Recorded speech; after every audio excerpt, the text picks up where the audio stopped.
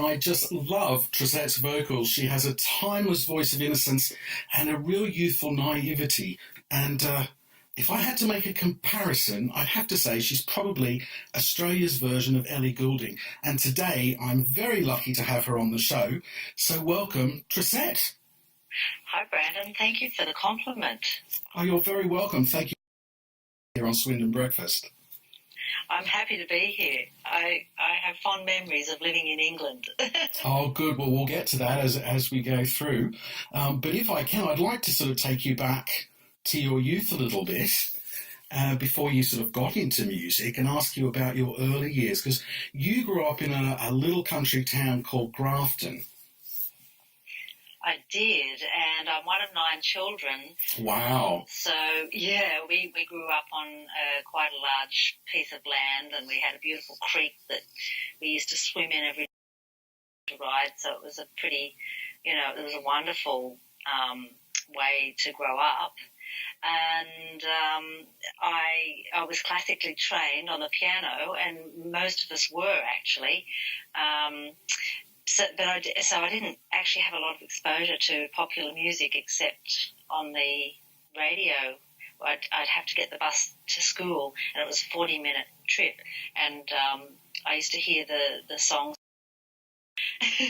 because Mum and Dad never played the radio at home. It was always somebody practicing the piano, right, doing their scales. But I was in the school choir as well. And, okay. I would go home and just teach myself how to play the songs by ear, which is unusual because when you're classically trained, often you can get stuck in only being able to. And so I started to learn some songs that way, and it was clearly something that I was passionate about. But I didn't really get into doing anything with my music until I was about 28, and I'd travelled, around the world, and I'd, worked as a hostess on Cape York safaris in Australia. So I'd done a lot of interesting things and fun things, but I decided I think it's time now that I go back and just focus on doing my music. So I did that. Yeah. So when you went to university, I mean, apparently you came out of university with a publishing deal with Warner Chappell. I did. I mean, how did you feel when that happened? I mean, that must have been sort of pretty exciting. It was, but I was so naive, I didn't even really know what I had. John Brommel, who was the head of Warner Chappell at the time, he came up to the university because Warner it was fairly new. It was a Bachelor of Arts in Contemporary Music, and it was fairly new at the time. And Warner, they supported our course. So John Brommel came up there, and luckily I had just recorded a few songs, and they were my very first few songs that I'd ever written. And he did a talk, and then he said at the end, would like me to listen to any of their songs, I'll meet you, come to the, this room after we finish. And I just happened to have these, and I thought, oh my gosh, this is really embarrassing, but I have to take this opportunity. Yeah. Because I was a little bit embarrassed. Yeah. You know what I mean? When it's all new. Yeah. And so I was in there with a few people, and a couple of people were playing in their songs, and he was like, kind of running everything down, and I was thinking, oh my God, I can't do this. But then it came my turn, and I sheepishly handed over my tape. Yeah. and he sat listening, and he liked what I did. And he said, yep, great. And I said, okay, great. He said, yep, really good. And I said, right, what does that mean? Anyhow, so it turned out that he for a publishing deal. But I didn't really know. I just didn't really understand. I thought maybe I even had a record deal. I didn't even know. Right. So I was quite naive and didn't really know how to take advantage of it, although I had quite a good relationship with Warner, while I was there. But it kind of served for me more as a thumbs up, Yeah. you can do this, you've got something. Because I was the only one at the time that he chose, and I thought, goodness, maybe I do have something. Yeah. So that was the purpose, I think. Fantastic. And I'm going to pick you up on something there, because you said you gave him a tape. Now, some of us, in all seriousness, some of us have been very lucky, I think, to live through this period of incredible technological change. From the, if you go back to the early 90s through to now, incredible technological change. How did you find recording? Because I know your first album was, I think, in 98. Yes. So how do you find sort of cutting your first album back in 98 to cutting an album in 2015, which was the last album you did? Well, it's so much easier and quicker now, isn't it? Back then it was quite tedious, although, in fact, my first EP, which is not released and not available anywhere, that's the one that Warner signed, I recorded that at university on the 2-inch tape. Wow. Analog. And the warmth, you can really...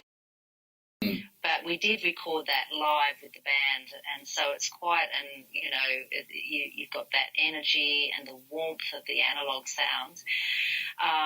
But then I think French Kiss, which was my first album after that, I think we did that on what's the DAT. Right. Gosh, we are. Yes, bring back memories. Yes, and, it was quite tedious at times, just sort of cutting in and dropping out and all that sort of thing, whereas now with digital it's just all so quick. And it's not as...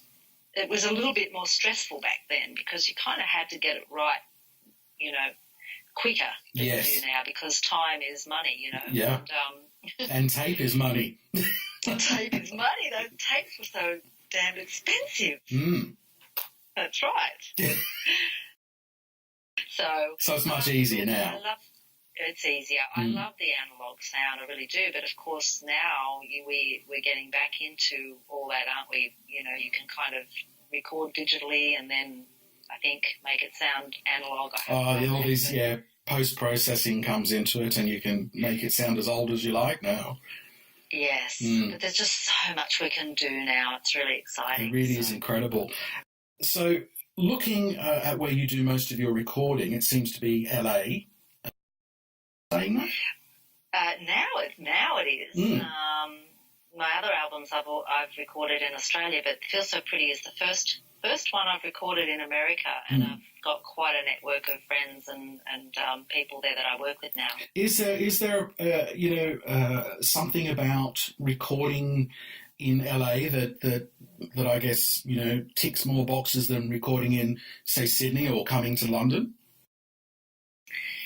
It was always a dream of mine to record in America. I suppose just growing up in Australia, and a lot of our, the iconic artists that I was listening to were coming out of America, and England, of course.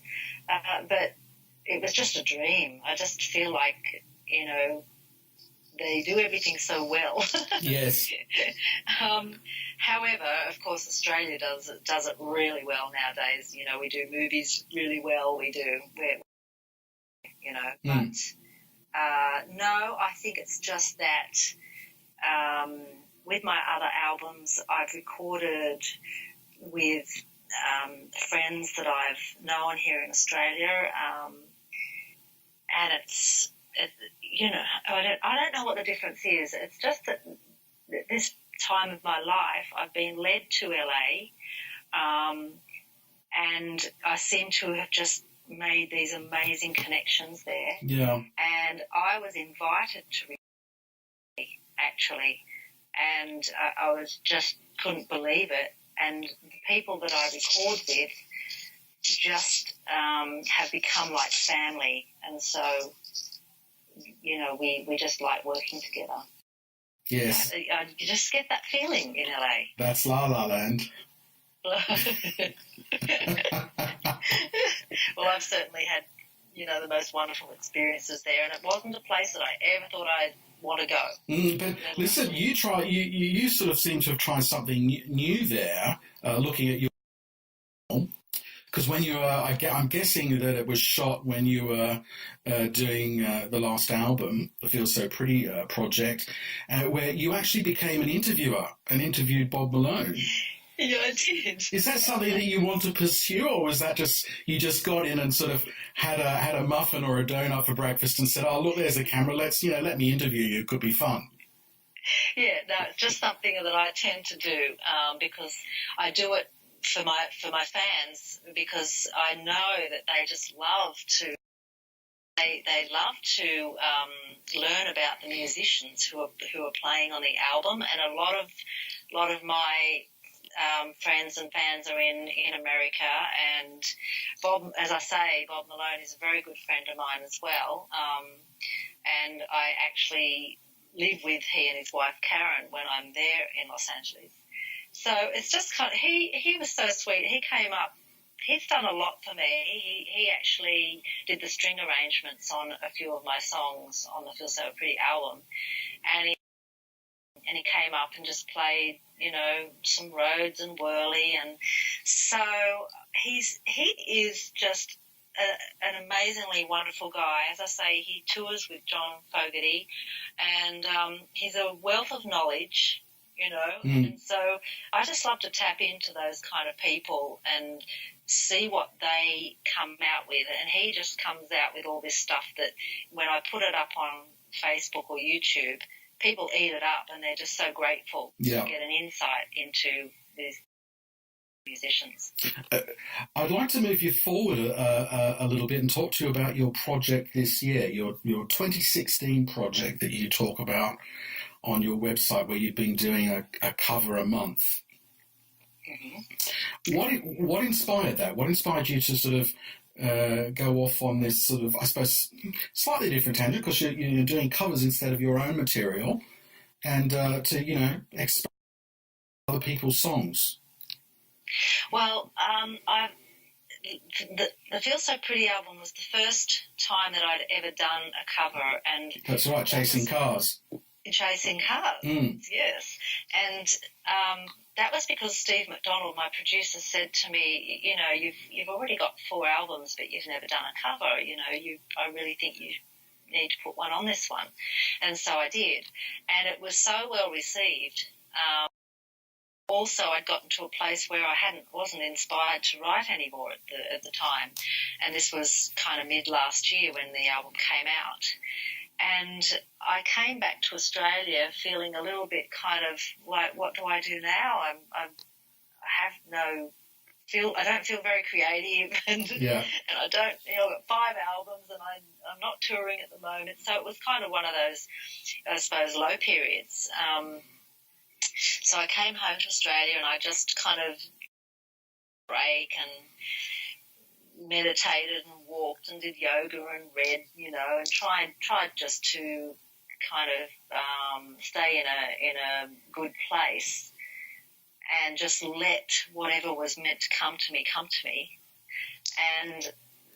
And then after about, you know, a couple of months, things started to come, and through that, I found a mentor in America, and he was calling me once a week for 4 months to me to push through some fears that I didn't know I had. And he said, look, you know, a lot of people are putting up covers now on YouTube. You can just sit behind your keyboard and sing a cover and put it up. And I thought, no, that wouldn't be good enough for me. I actually would want to record it, you know, in a studio. And he said, well, you know, you could do a bit of a fundraiser. And I said, yeah, okay, yeah, I did do one. I did an Indiegogo one before. And somebody recommended Patreon. And once they and he said to me then, do you think you could commit to this for 12 months doing one a month, and I went, oh my God, what an amazing idea. So actually I have to give him the credit for that. Right. And I committed right there and then, and it was terrifying, it was scary, but I had to then, try and get people on board, which I did, and I have a team of patrons who have been funding this project, and I tell you, my creativity, I'm excited, I'm loving this project, and I also make a little behind-the-scenes video for each song and put it up on YouTube, and it's just been amazing. And being incredibly greedy, because we are over here in the UK, do you think that we'll ever see a Trysette UK tour? Because I would love to see you over here. So much. Because you've recorded an album over here in Europe before, haven't you? Was it Le Café Ancien? Yeah, Le Café Ancien. Ancien. Yes, I was talking about Chris Corney earlier, and he produced that in the UK. But of course, I came back over there to finish the album. I got refused entry into the wonderful country that is Britain. Oh my goodness! What did you do? I don't know. Go on, fess up. Time to know. Well, I think I don't know how much to reveal to you. They first flagged me because I went in on a one-way ticket. You don't do that. That's a big no-no. Yeah. So then when I went back in again, but I had bought my return ticket this time because I knew it wasn't going to be an issue. They said to me, you've been coming and going a lot. What's going on? And I said, well, I used to live here on a work permit, so I had lived in England. And they said, oh, okay, so are you still friends with your ex-employers? And I said, well, of course, because I was doing a bit of nannying back then. And I just innocently said, yeah, of course I am. Yeah. Oh, and that was a red flag. Right. So they, not only that, again, naive and honest, that I was seeing somebody in the UK, and that's a big red flag. So. Yeah. Well, not anymore these days. Okay, we won't get there. That's for another topic on the show, but yeah, but so I thought honesty was the best policy. But of course, I just everything was wrong because they just assumed that because I was seeing somebody, I was coming there to work and I was coming there to pick up with my ex. None of it was true. I was actually going there to finish my album. Right. And so they, that I had flown from New York overnight, and then I spent 14 hours or more in the lock-up lounge area. Yeah. And then they escorted me onto the plane. They wouldn't give me my passport. They gave it to the cabin crew. It was like, what am I going to do? Yeah. Run away. Yeah. But try and escape? No. Anyhow, it was just weird. It was so weird. And then a 21-hour flight back to Australia. So I landed back in Australia all kind of confused. Yeah, I imagine. But I called Chris about my friend producing the album, and I said, well, what do we do now? And he said, well, I've got a friend who's got a house in the south of France, and we can record it there. I'll take my studio. If you want to get on a plane and come back to France, I'll meet you there. So that's what I did. Wow. And it was the UK's loss. That's right, see? Yeah. I was innocent. There you go. To answer your question, I would love to do a tour of the UK, and it's going to happen one day. It will happen. We hope so. Well, we've run out of time. I'm afraid it's. I really enjoyed it, Brandon. Thank you so much. Thank you for coming on the show. Do you want to? We're going to play another track from the album. Do you want to throw to it for us? Okay, I think Under My Skin would be a good one, the band version.